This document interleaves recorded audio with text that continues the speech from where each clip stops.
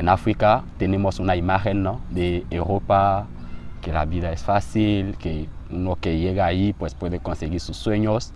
Y yo que tenía el sueño de tener un futuro mejor, ahí me metí en el camino. Mi familia tenía unos campos que cultivaban el caucho. Y con este sueldo del caucho, pues podían darnos lo mínimo. Pero luego bajó muchísimo el precio del caucho y todo empezó a complicarse. Todo empezó a complicarse desde entonces. Necesitaba hacer algo, inventar algo. Tomé la decisión de irme. Me pagué el billete de avión hasta Marruecos. Ha sido ahí la parte un poco fácil. Y llegando a Marruecos no tenía ni idea de cómo iba a ser el paso siguiente. Sabía que iba a ir cruzando el mar, pero no sabía cómo iba a ser. Una noche pues cogimos un barco y con este barco nos hemos tirado en el mar.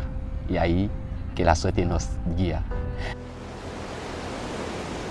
Afortunadamente éramos 34. Al principio éramos 35 y antes de subir una chica se asustó tanto de lo que podría pasar, pues entonces ella no subió al barco. Al principio no te das cuenta del peligro que estás pasando porque tú te has metido una idea en la cabeza y sí o sí tienes que cumplirlo. Mientras estamos en el barco, puedo decir que sí, tuvimos miedo, porque a un momento determinado el barco estaba huyendo, porque entraba mucho agua. Pero gracias a Dios hemos tenido una idea estupenda, es la idea que nos han salvado a todos, que cogimos uno de las botellas que llevaba gasolina, cortando con lo que había. Pues con esto hemos quitado todo el agua que estaba entrando en el barco y así hemos avanzado poco a poco. Gracias al Señor por su apoyo, por su orientación y también por darme la oportunidad de poder cruzar este mar sin que nada tan grave me pase. Porque me recuerdo también de muchos hermanos, muchos amigos y mucha gente que ahí cayeron.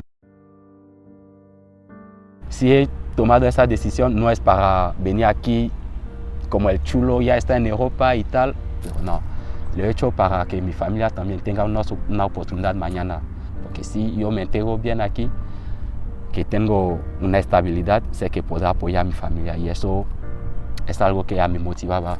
Yo no quiero que mi madre mañana tiene que sufrir como ha sufrido para educarnos, para darnos una vida. Y que a los 60, 100 años, si puede, nosotros no podemos devolverla un reposo.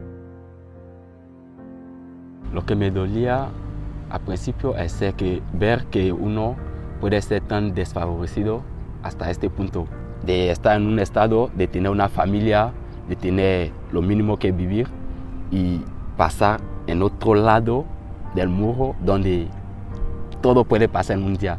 ¿Cómo explicarlo? Que un día no vayas a un comedor social para comer y te quedas con el hambre todo el día.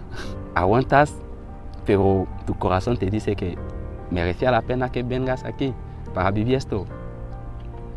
Hay una parte de tu orgullo que te dice, no, porque tú eres una persona, vales también mucho. Pero otro lado, veo que tenía que pasar por este camino para también darme cuenta de la importancia de la vida, de que uno puede tener algo sin valorarlo hasta que lo pierde.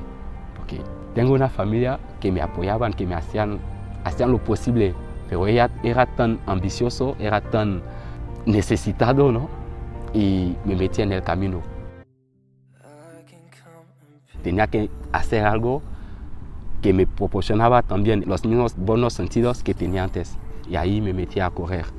Ves que te trae algo de felicidad y uno que tiene alegría puede, o sea, hasta tocar el cielo sí que puede hacerlo. He visto que cuando uno se pone una meta, uno se pone un objetivo y que empieza a trabajar en ello, logra muchas cosas.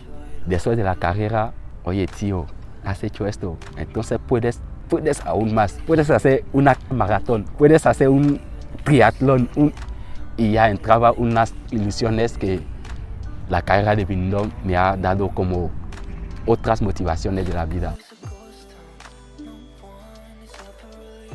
Hay gente que sabes que tu corazón les echa de menos, y a mi familia sí que les echo mucho de menos. A mi madre, porque esta mujer hizo muchísimo para mí.